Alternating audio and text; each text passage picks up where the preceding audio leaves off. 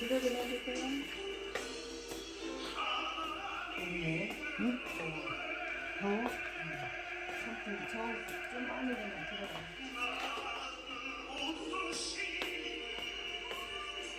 여기가 지금 약해. 더 약한 거, 아니 좀 조금만 바람만 없기만 하면 약해요. 속으로 약한 거예요. 아기 바람. 응? 괜찮지?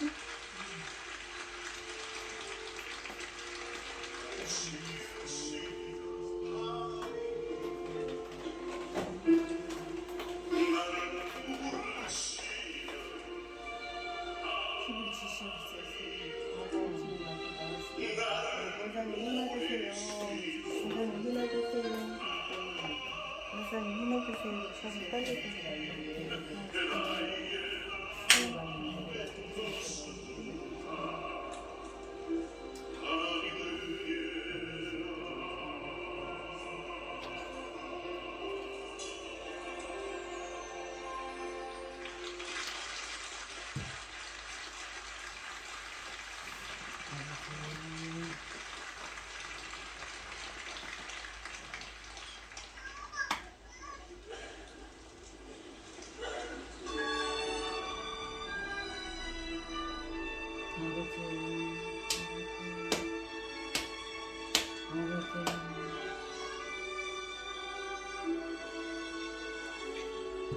이것은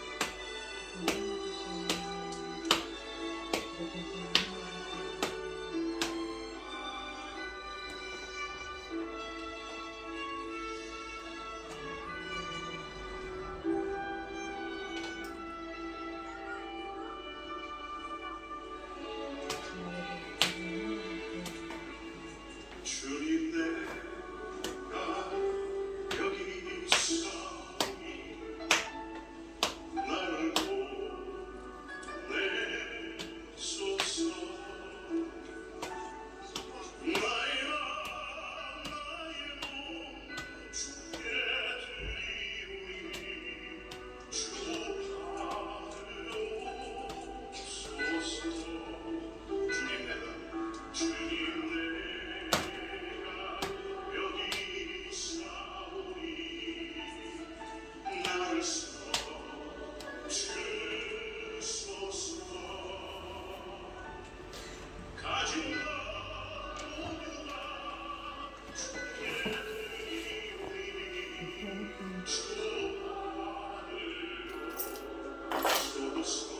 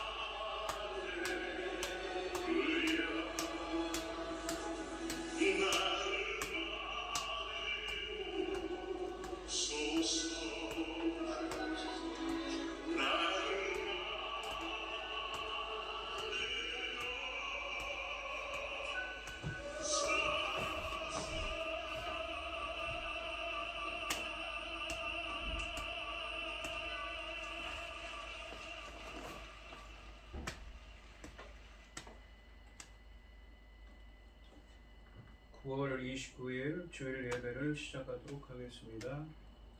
여호와는 나의 목자시니 내게 부족함이 없으리로다. 그가 나를 푸른 풀밭에 누이시며 쉴만한 물가로 인도하시는도다. 내 영혼을 소생시키시고 자기 이름을 위하여 의의 길로 인도하시는도다. 내가 사망의 음침한 골짜기로 다닐지라도 해를 두려워하지 않을 것은 주께서 나와 함께 하심이라. 주의 지팡이와 막대기가 나를 안위하시나이다. 주께서 내 원수의 목전에서 내게 상을 차려주시고 기름을 내 머리에 부으셨으니 내 잔이 넘치나이다.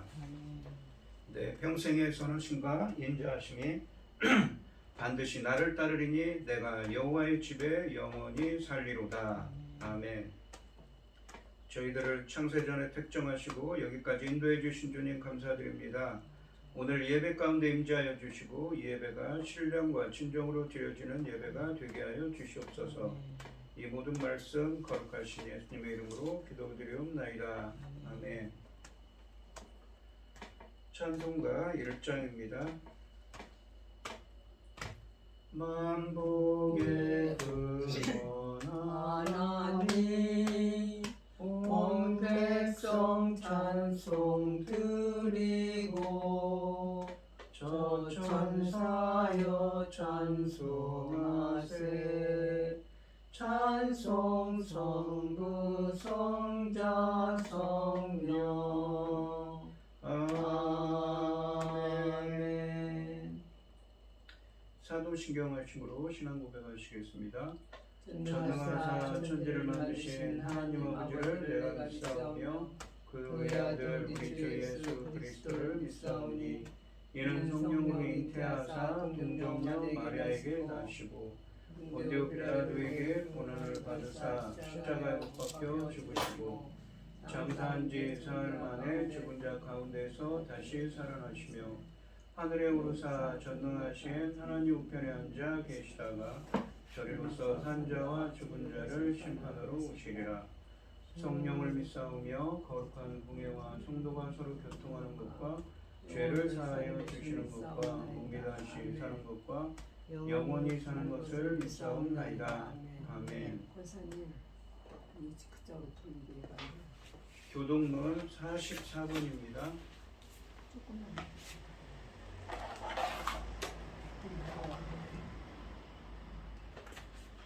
온 땅이여 여호와께 즐거운 찬송을 부를지어다.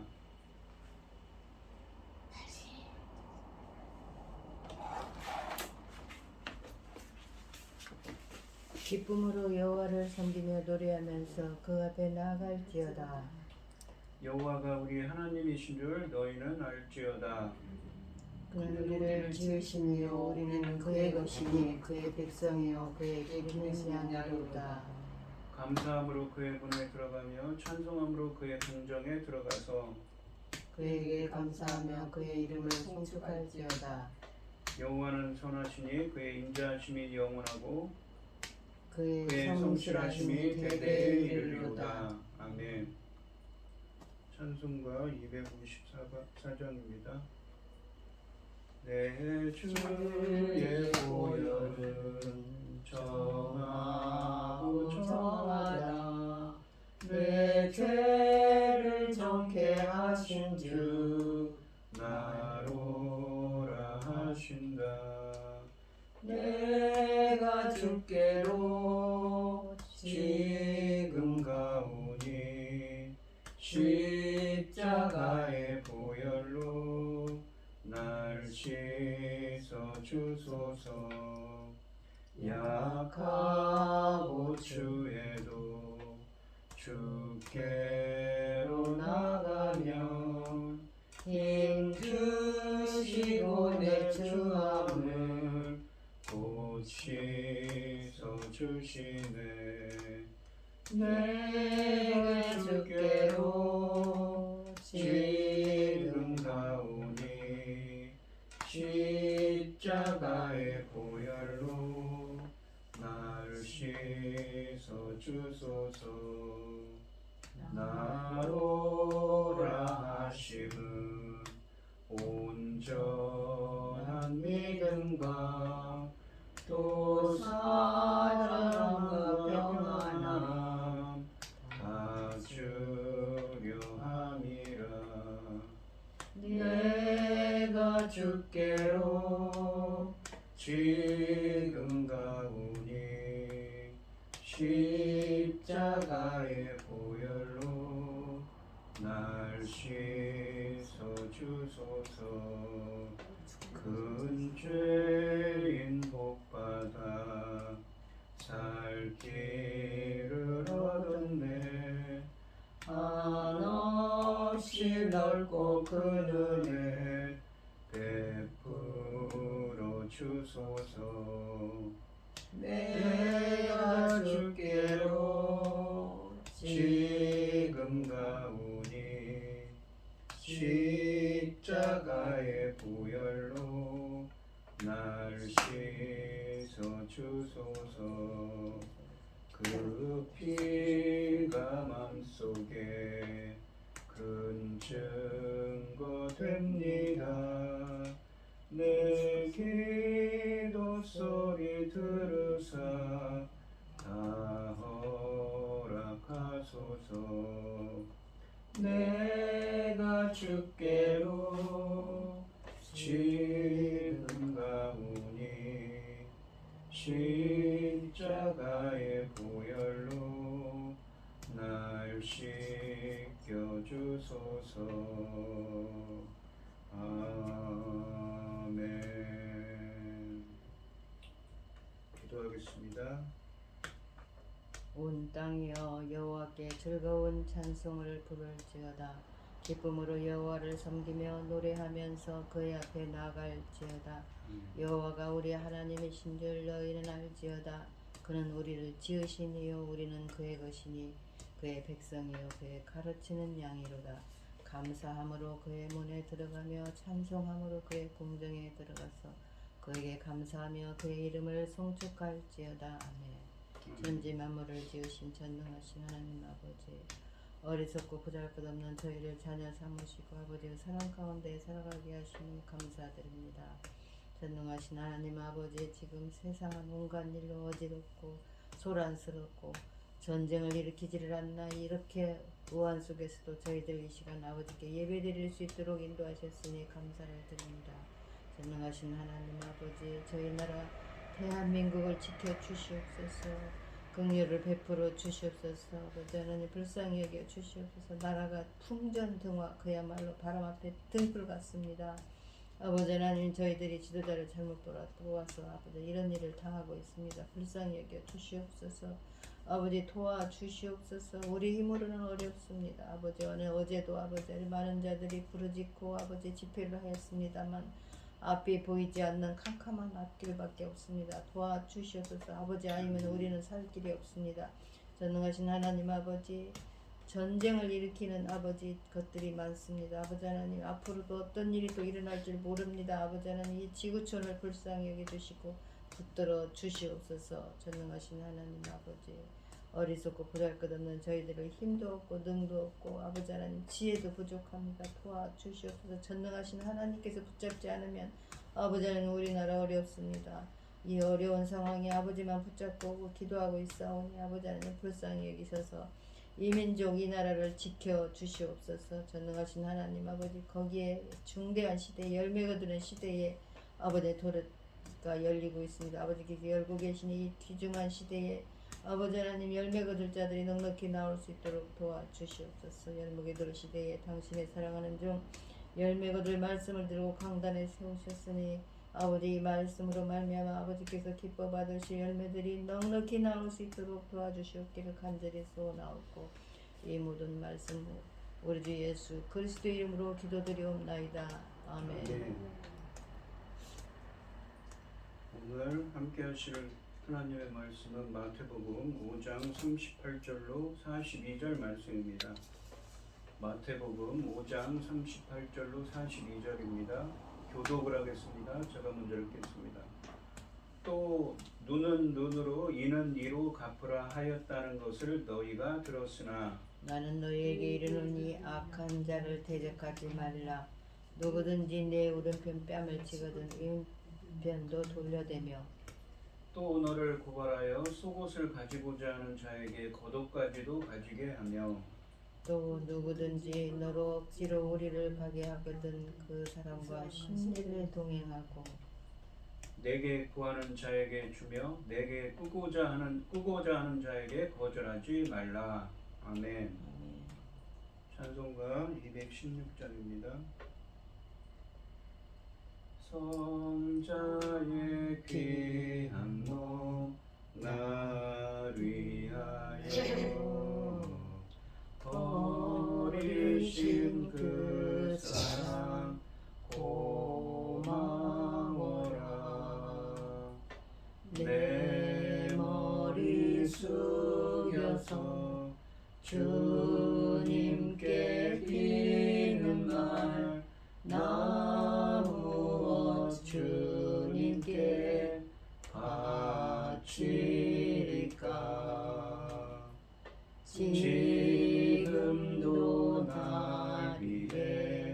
간구하심 이 옅은 믿음이 아옵나니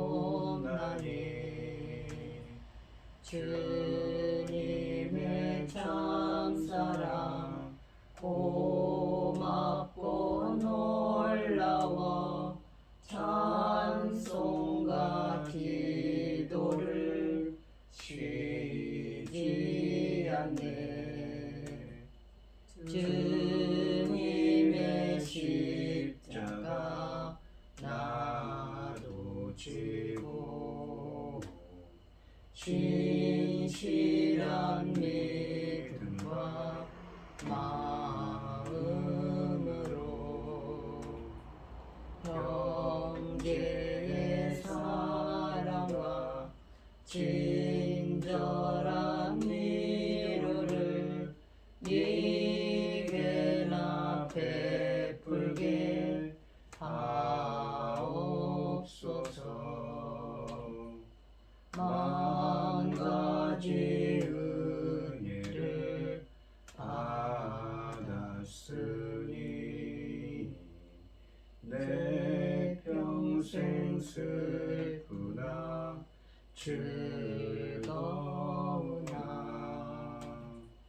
이 몸을 온전히 주님께 바쳐서 주님만 위하여 늘 살겠네.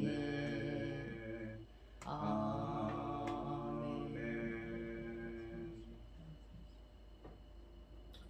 오늘 함께 하실 하나님의 말씀의 제목은 악한 자를 대적하지 말라입니다.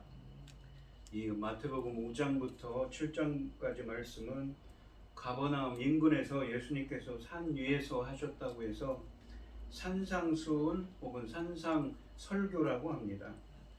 특히 이 마태복음 5장 17절부터 7장 12절까지 말씀은 구약성경과 신약성경의 관계에 대한 이야기를 하십니다.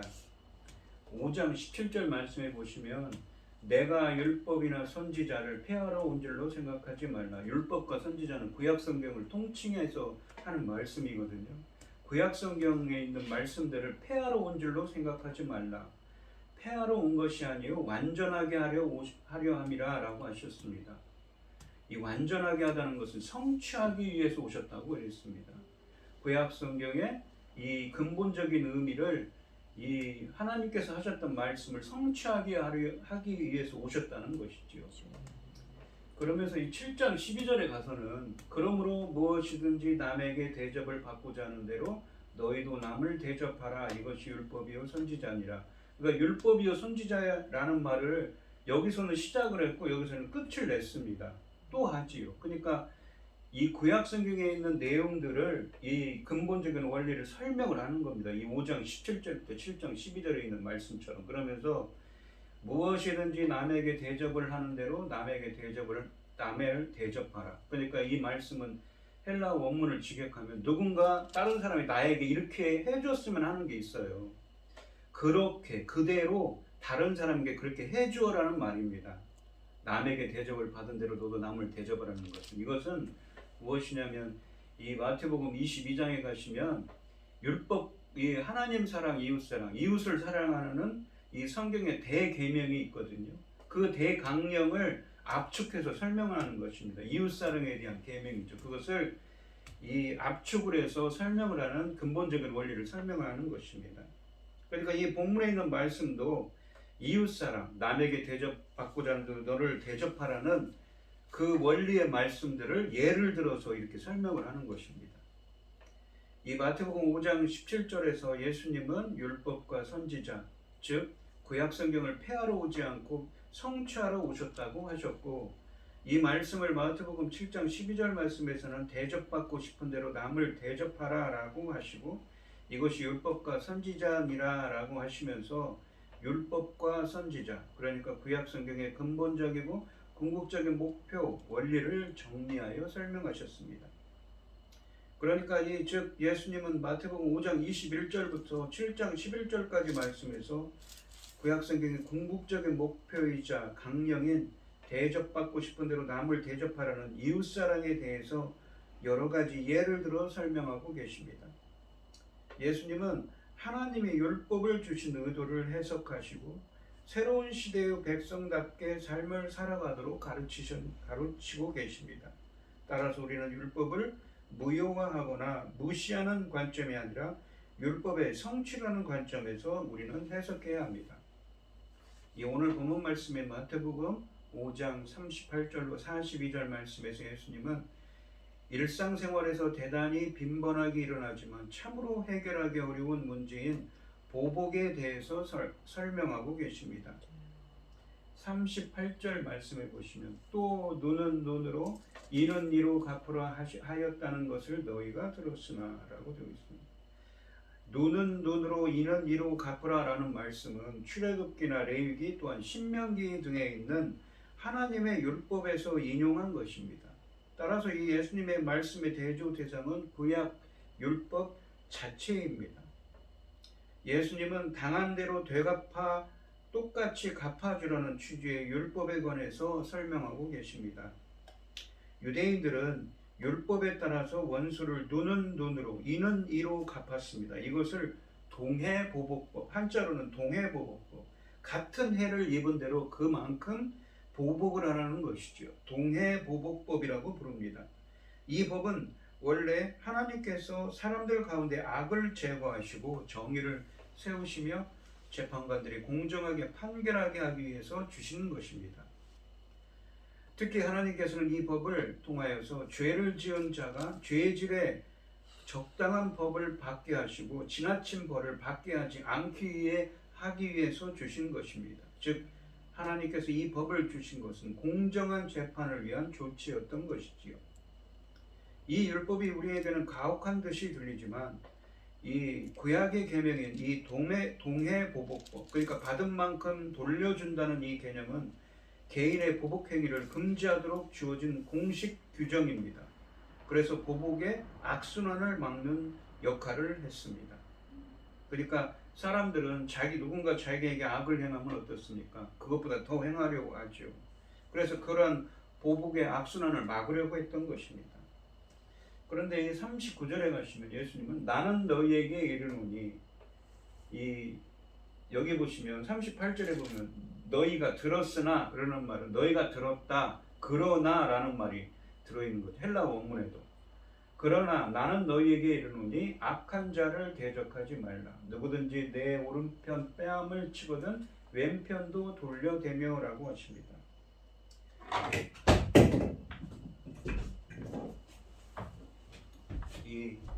나는 너희에게 이르노니 라는 표현으로 시작되는 이 예수님의 반론은 구약 본문이 의도하는 원리와 충격적인 대조를 이룹니다. 이 악한 자를 대적하지 말라라는 예수님의 대조적인 교훈은 철저한 무장을 명령하는 것입니다. 그분의 이러한 절대적 명령은 구약의 이 보복 원칙과 현저한 차이를 보입니다. 그렇죠? 38절에 보시면 눈은 눈으로 이는 이를 갚으라고 하였다는 것을 너희가 들었다라고 하셨죠. 그런데 악한 자를 대적하지 말라고 하시지 않습니까?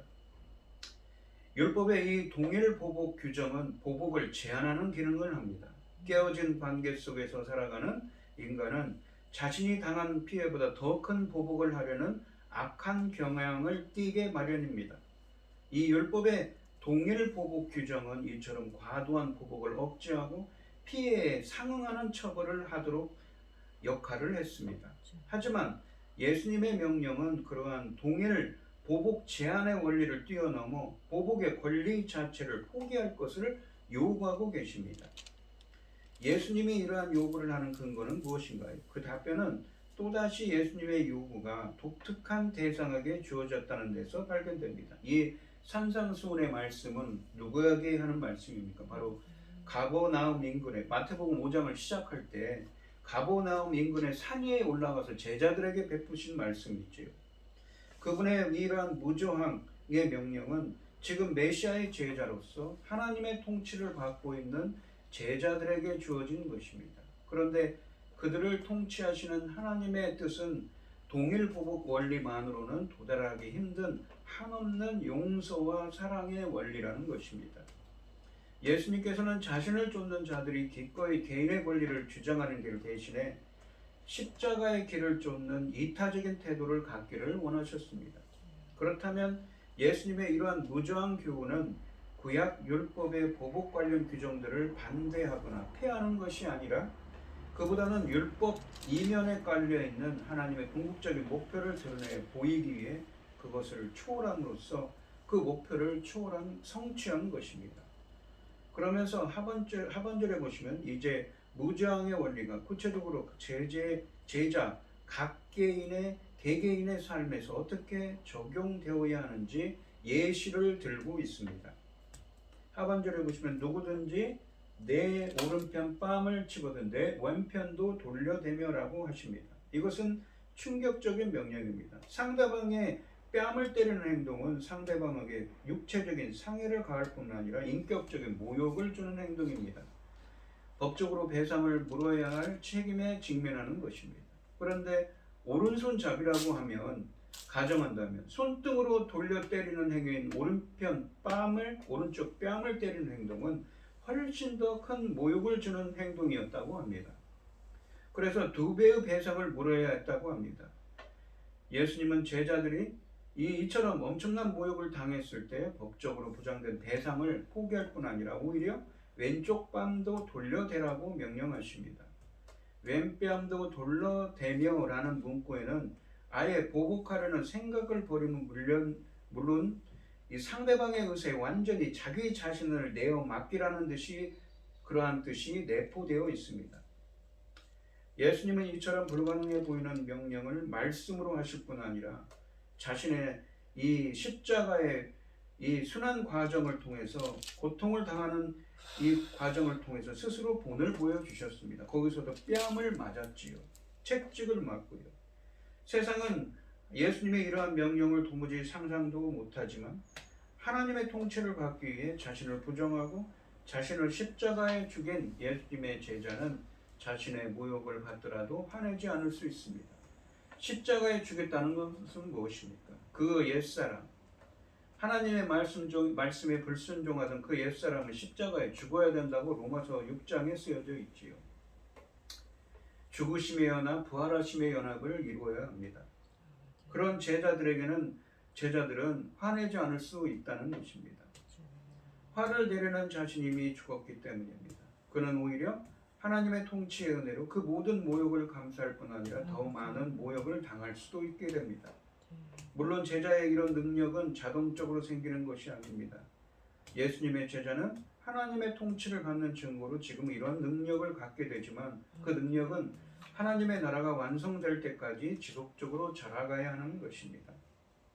이 40절 말씀을 보시면 또 너를 고발하여 속옷을 가지고자 하는 자에게 겉옷까지도 가지게 하며, 그러니까 지금 38절에 있던 이 무엇입니까? 눈은 눈으로 이는 이로 갚으라 하였다는 것을 너희가 들었으나 악한 자를 대적하지 말라고 그랬죠. 그 눈은 눈으로 이는 이라고 하는 구약의 율법을 예수님께서는 새롭게 해석하시면서 예를 들어서 또한 40절에서 설명하십니다.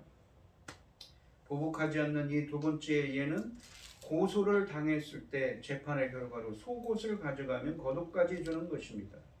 옷과 음식은 인간의 삶에서 필수적인 요소입니다. 특히 이 본문에 나오는 속옷은 옷을 입는 사람의 피부에 직접 닿는 긴 옷이기 때문에 그 사람에게 있어서는 가장 은밀한 소유물입니다. 그래서 속옷을 주는 것은 자신의 은밀한 부분을 공개하는 것처럼 어려운 일입니다. 그런데 예수님은 속옷을 달라고 이렇게 고소하고 소송하는 사람에게 주는 것을 당연하게 여기도록 하시고 그에 덧붙여서 겉옷도 주라고 하십니다.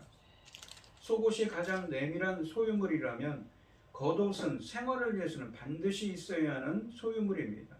당시 사람들에게 이 겉옷은 속옷 위에 추가로 걸치는 옷으로서 일반적으로 가난한 농민들은 한 벌의 외투만을 소유했다고 합니다. 이 외투는 날이 질 때까지 강제로 벗길 수 없었고 추운 날씨에는 겉옷은 필수품이었으며 가난한 사람들에게는 겉옷이 이불로 사용되었기 때문에 고수하는 사람은 속옷만 요구할 수 있었습니다. 특히 속옷과 겉옷 모두를 주고 길거리에 나가면 예나 지금이나 심각한 문제를 야기할 것입니다. 겉옷까지 주고 나면 알몸으로 집에 가는 상황이 벌어질 것입니다. 따라서 속옷과 겉옷을 모두 벗어주라는 명령은 실제로 일어나기 힘든 일입니다. 그럼에도 불구하고 예수님은 제자가 자신의 것을 뺏기는 순간에도 선으로 대하라고 강조하십니다. 이것은 다른 사람에게 절대적으로 양보하고 손해를 감수하면서까지 사랑을 베풀라는 뜻입니다. 예수님께서 강조하시는 가르침은 겉옷까지 주고 이 알몸이 된다는 것이 인간으로서 그만큼 수치스러운 상황에 처할지라도 저항하지 않는 태도입니다. 이와 같은 급진적인 가르침은 작은 것 하나를 손해보는 것도 견디지 못해 고수하는 세상에서는 참으로 이 실천하기 어려운 것이지요. 그러나 이런 수준의 윤리를 행할 수 있도록 예수님은 하나님의 자녀를 부르시기 때문에 주의 가르침에 순종하는 삶을 통해 하나님의 영광이 세상에 드러나게 됩니다. 41절 말씀을 보시면 또 누구든지 너로 억지로 오리를 가게 하거든 그 사람과 십리를 동행하고 라고 되어 있습니다. 이 본문 말씀에는 당시 1세기 예수님의 공생의 기간 동안의 로마 통치 기간이었는데 이 로마의 점령 지역에서 강제로 부과되고 있던 노역 의무와 연관된 명령입니다. 또 누구든지 너로 억지로 오리를 가게 하거든 그 사람과 십리를 동행하고 라고 말씀하십니다. 여기서 오리라고 하는 것은 번역된 이 헬라어 밀리온이라는 이 헬라어는 로마의 군사 용어입니다. 이 말은 사람이 걷는 거리, 1,000걸음을 뜻하는 말입니다. 그러니까 1,000걸음의 거리라는 것이죠. 이것은 우리가 지금 오늘날 1마일을 약 1.61km라고 하는데 그것보다 적은 약 1.4km에서 1.5km 사이 정도의 거리라고 합니다. 여기서 또한 억지로 오리를 가게 하거든 이라는 구절은 또한 헬라 원문으로는 오리를 가도록 강제하면, 강요하면의 의미입니다. 그러니까 당시에 로마 사람들이 이 식민지에 있는 사람들에게 이 어떠한 일을 하도록 노역을 하도록 강요를 했다는 것이지요.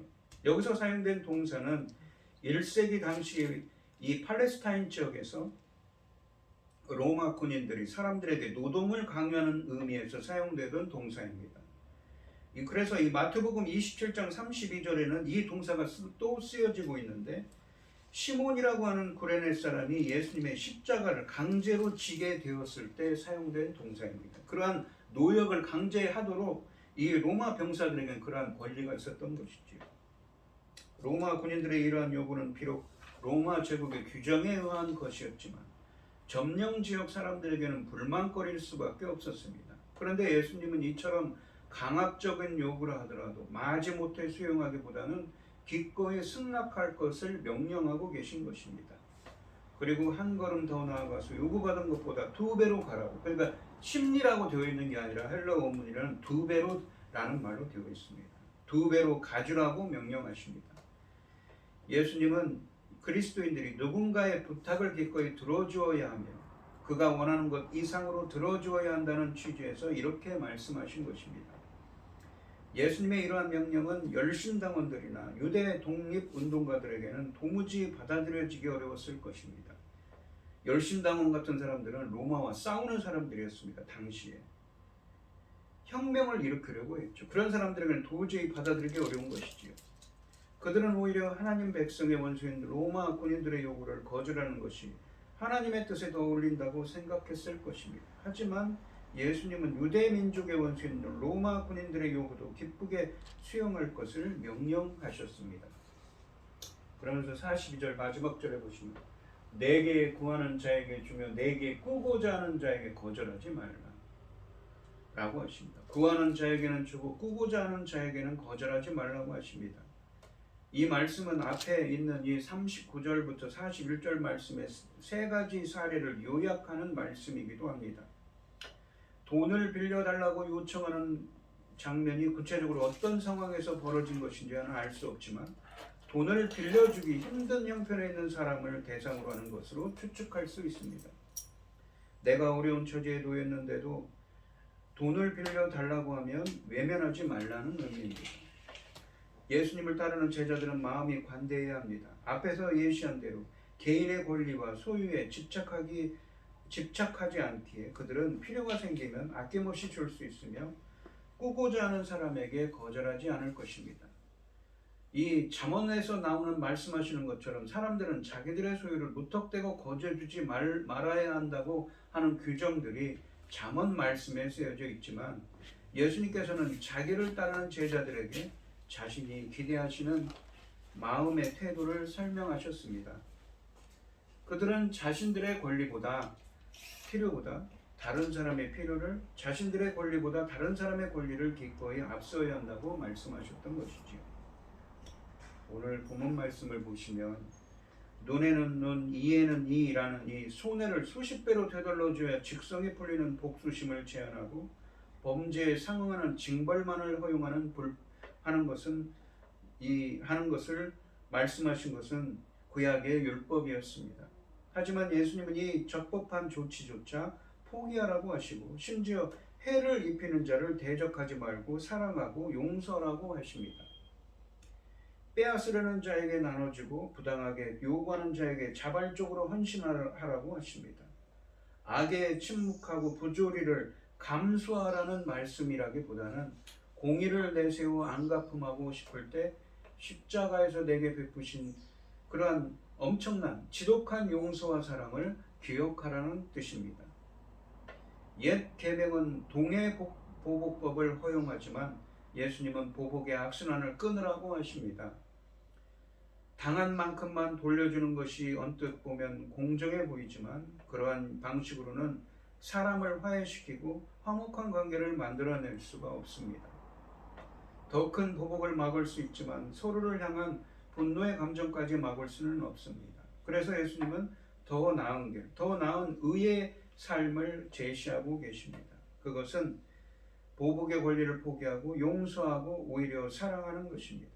부당한 요구에 대해 같은 방식으로 갚아주는 것이 아니라 전혀 새로운 방식으로 하나님의 사랑을 드러내라는 것입니다. 기독교인은 자신의 권리를 요구하거나 부당함에 대해 정의를 주장하는 대신에 자신의 권리를 양보하거나 포기하고 부당한 요구를 하더라도 기꺼이 그리고 더 너그럽게 받아주어야 한다고 하십니다. 그리스도인은 언제나 자신보다 남을 먼저 생각하고 움켜쥐기보다는 주는 것을 추구하는 삶을 사는 사람들이라고 하십니다. 그리스도인에 대한 예수님의 이러한 기대는 구약율법을 뛰어넘는 것으로서 오직 하나님의 통치의 은혜를 통해서만 이루어질 수 있습니다. 그런데 이러한 절대적 요구가 현실 가운데 과연 실제로 가능할까요? 이것은 아마도 하나님 나라의 현재적 성취와 미래적 완성이라는 측면에서 설명될 수 있습니다. 기독교인은 현재 하나님의 통치를 받음으로써 한없는 용서와 사랑의 큰 원리를 따라 살아가야 합니다. 하지만 이 원리를 따라 살아가는 것을 가로막는 외부적 상황이 있고 자기 자신의 권리 보호에 대한 내부적인 갈등 때문에 기독교인은 그 절대적인 원리를 철저히 따라 살지 못합니다. 이러한 긴장 가운데서 기독교인은 하나님 나라가 완성될 때까지 그 원리를 따르는 데 있어서 부단한 성장의 과정을 받게 됩니다. 물론 예수님의 명령은 사회의 공의를 외면하라는 의미는 아닙니다. 본문의 예를 어떠한 저항도 하지 말라는 뜻으로 오해하셔도 안 됩니다. 이 마태복음 5장 38절로 42절 말씀은 사랑이라는 원리에 따라서 예를 들면 사랑의 이중계명과 연결해서 이해할 필요가 있습니다. 이 앞에서도 설명드렸지만 그것을 요약해서 이렇게 설명했죠. 무엇이든지 남에게 대접을 받고자 하는 대로 너희도 남을 대접하라고 하십니다. 다른 사람이 나에게 이렇게 해줬으면 하는 것이 있는데 그런 방식으로 다른 사람에게 그렇게 해주라는 것이지요. 이것이 율법과 선지자입니다. 그러니까 구약 성경의 원리라고 설명하고 있는 것이지요. 사람들이 우리에게 상처를 줄 때 흔히 우리의 첫 번째 반응은 보복하는 것입니다. 하지만 예수님께서는 우리에게 잘못하거나 악을 행하는 사람들에게 선을 행해야 한다고 말씀하셨습니다. 우리는 원한을 잊지 않고 기억해 두기보다는 사랑하고 용서해야 합니다. 이것은 자연적인 것이 아닙니다. 초자연적인 것이지요. 오직 하나님만이 자신처럼 사랑할 수 있는 힘을 우리에게 주실 수 있습니다. 오늘 이 시간 성도님들도 하나님의 통치가 온전하게 임하게 하여 주셔서 본문에 있는 것처럼 그리스도의 사랑과 용서를 실천할 수 있는 예수님의 제자가 되시기를 주님의 이름으로 축원드리겠습니다. 기도하겠습니다. 하나님 아버지 감사합니다. 눈은 눈으로 이는 이로 갚으라고 하는 구약의 말씀들을 하시면서 예수님은 새로운 해석을 주십니다. 악을 악으로 갚지 말라고. 그리스도께서 십자가에 흘리신 보혈의 은혜처럼 한없는 용서와 사랑을 베풀라고 하십니다. 저희들이 어떻게 하면 이런 사람이 될 수 있습니까? 바로 성령의 은혜와 하나님의 온전하신 통치만으로도 많이 있어야만 우리는 이런 예수님의 말씀을 실천할 수 있는 그리스도의 사랑과 용서를 베풀 수 있는 사람이 될 수 있습니다. 주님께서 저희들을 통치하시고 저희들에게 성령의 은혜를 베풀어 주셔서 저희들도 그리스도의 십자가에서 죽으시고 부활하신 그 그리스도의 그 끝없는 그 하나님의 사랑과 용서를 저희들도 베풀 수 있도록 주님 인도하시고 함께하여 주시옵소서. 이 모든 말씀 거룩하신 예수님의 이름으로 기도드리옵나이다. 아멘. 찬송가 452장입니다. 내 모든 손 기도의 제목 예수님 닮기 원하리라. 예수님 형상 닮기 위해 세상의 보아 아끼잖네. 예수님 닮기 내가 원하네. 날 구원하신 예수님을 내 마음속에 지금고도사 주님의 형상 인치소서. 무한한 사랑 풍성한 긍휼 슬픈 자 위로 하시는 주. 길을 잃은 죄인 부르는 예수 그 영상 함께 하옵소서. 예수님 닮기 내가 원하네. 날 구원하신 예수님을 내 마음속에 지금고도사 주님의 형상 인치소서. 겸손한 예수 거룩한 주님 원수의 멸시 참으시사 우리를 위해 고난을 받은 구주를 닮게 하옵소서. 예수님 닮기 내가 원하네. 날 구원하신 예수님을 내 마음속에 지금고도사 주님의 형상 인치소서. 아멘. 기도하겠습니다. 하나님 아버지 감사합니다. 오늘 주신 말씀처럼 하나님의 온전하신 통치가 저희들에게 임하여 주셔서 저희들도 그리스도의 사랑과 용서를 베풀 수 있는 예수님의 제자들이 될 수 있도록 인도하여 주시옵소서. 이 시간 하나님께서 주신 많은 은혜와 사랑에 감사드리며 귀한 예물을 드리는 손길을 드리겠습니다. 우리 김혜승 권사님 주님께 귀한 예물을 드립니다. 주님께서 이 간과 기도에 귀 기울여 주시고 응답해 주셔서 주님의 기뻐하시는 뜻을 행할 수 있도록 붙들어 주시옵시고 건강도 붙들어 주시옵소서. 기뻐받아 흠양하여 주실 줄 믿사오며 이 모든 말씀 거룩하신 예수님의 이름으로 기도드리옵나이다. 아멘. 찬송가 5장을 하시고 오늘 축도하심으로 오늘 예배를 마치겠습니다. 이 천지가 만물들아 복 주시는 주 여호와 전능성부 성자 성령 찬송하고 찬송하세. 아멘. 이제는 주 예수 그리스도의 은혜와 아버지 하나님의 극진하신 사랑과 성령의 교통하심이 성도들 머리머리 위에 이제로부터 영원히 함께 있을지어다. 아멘.